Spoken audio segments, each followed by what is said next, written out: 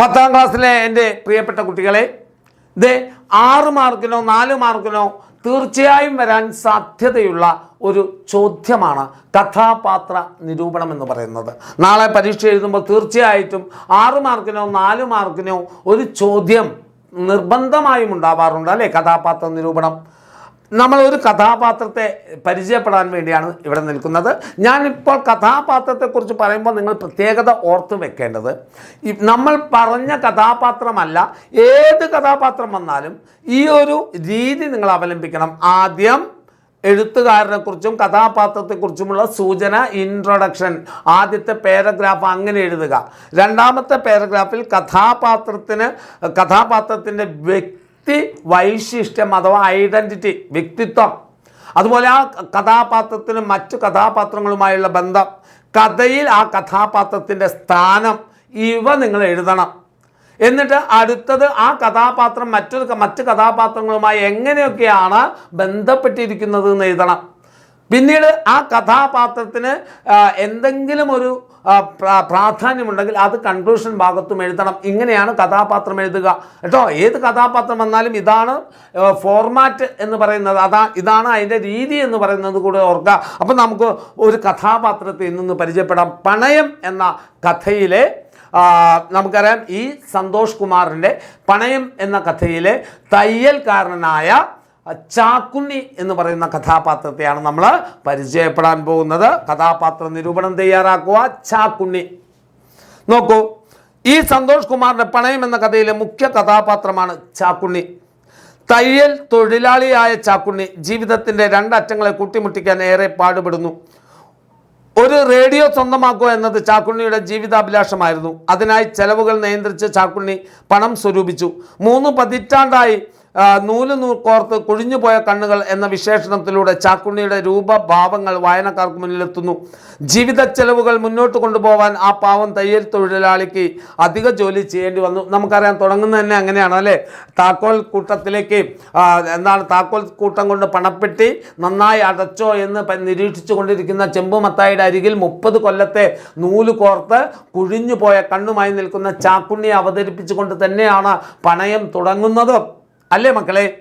ഇനിയോ, പരിതാപകരമായ ജീവിതാവസ്ഥയിലും അയാൾക്ക് പാട്ടിനോടും മറ്റുമുള്ള താല്പര്യം ശ്രദ്ധേയമാണ്. നല്ലൊരു കലാസ്വാദകനാണ് ചാക്കുണ്ണി. തൻ്റെ തൊഴിലിൽ വിരസത മാറ്റാനുള്ള ഉപായം കൂടിയാണ് ചാക്കുണ്ണിക്ക് റേഡിയോ അല്ലേ? അതിൻ്റെ ഉദാഹരണം എന്താ മക്കളെ?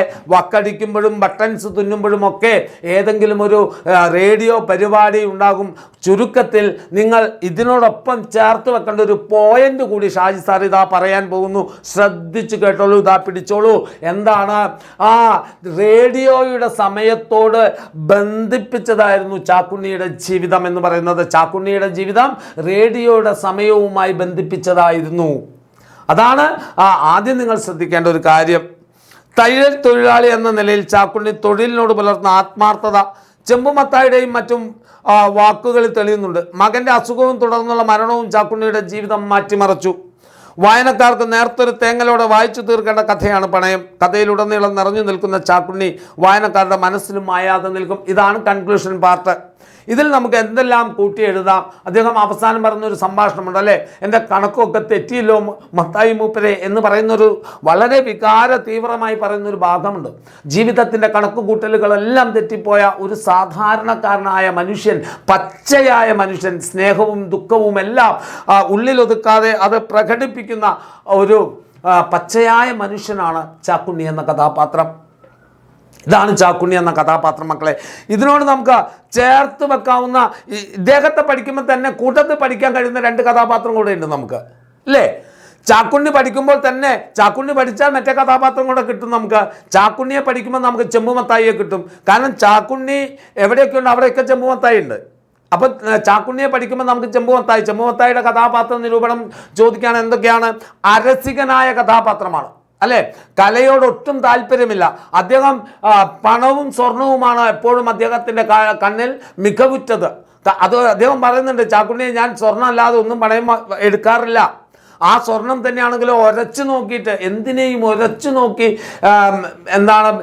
ഉരച്ചു നോക്കി മാത്രം ഇടപഴകാൻ ശ്രമിക്കുന്ന ഒരു വ്യക്തി.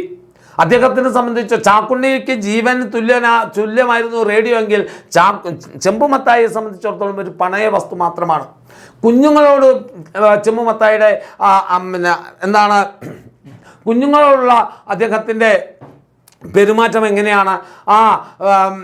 കുഞ്ഞുങ്ങളെ അടിച്ചു വളർത്തണമെന്നും തൻ്റെ പിതാവ് തന്നെ അടിച്ചു വളർത്തിയതുപോലെ തൻ്റെ കുഞ്ഞുങ്ങളെ തല്ലി വളർത്തുകയാണെന്നും അദ്ദേഹം പറയുന്നുണ്ട്.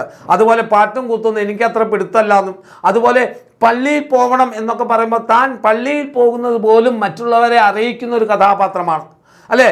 താൻ എല്ലാം തികഞ്ഞവനാണ് എന്നൊരു ധാരണയുള്ള കഥാപാത്രമാണ്. അപ്പോൾ ചാക്കുണ്ണിയെ പഠിക്കുമ്പോൾ നമുക്ക് ചെമ്പുമത്തായി കിട്ടി. ചാക്കുണ്ണിയെ പഠിക്കുമ്പോൾ തന്നെ മറ്റൊരു കഥാപാത്രം നമ്മുടെ മുമ്പിലെത്തില്ലേ മക്കളെ? ചാക്കുണ്ണി പഠിച്ചാൽ ഉള്ള ഏറ്റവും വലിയ ഗുണമാണ് റേഡിയോ എന്ന കഥാപാത്രം നമ്മുടെ മുമ്പിലെത്തും. ചാക്കുണ്ണിയുടെ ദുഃഖസഞ്ചാരത്തിൽ ഉടനീളമുള്ള കഥാപാത്രമാണ് റേഡിയോ, അല്ലേ? റേഡിയോ ചാക്കുണ്ണിയുടെ വേദനയും അധ്വാനവും ഒക്കെ ലഘൂകരിക്കുന്നതിൽ റേഡിയോയ്ക്ക് നല്ലൊരു പങ്കുണ്ട്. സ്വന്തം മകനെ പോലെയാണ് ചാക്കുണ്ണി റേഡിയോയെ കണ്ടിരുന്നത്, അല്ലേ? അപ്പോൾ ചാക്കുണ്ണി എന്ന കഥാപാത്രം പഠിക്കുമ്പോൾ തീർച്ചയായും നമുക്ക് ചെമ്പുമത്തായിയും കിട്ടും, റേഡിയോയും കിട്ടും. ഓക്കെയാണോ മക്കളെ? അപ്പോൾ നിങ്ങളെല്ലാവരും കഥാപാത്രം എന്ന ഈ ഒരു രീതിയും ശൈലിയും ഉപയോഗിച്ച് തന്നെ എഴുതുക. ഓക്കെയാണോ? അപ്പോൾ നമുക്ക് അടുത്തൊരു കഥാപാത്രമായി വീണ്ടും കാണാം. അതുവരയ്ക്കും ബായ് മക്കളെ.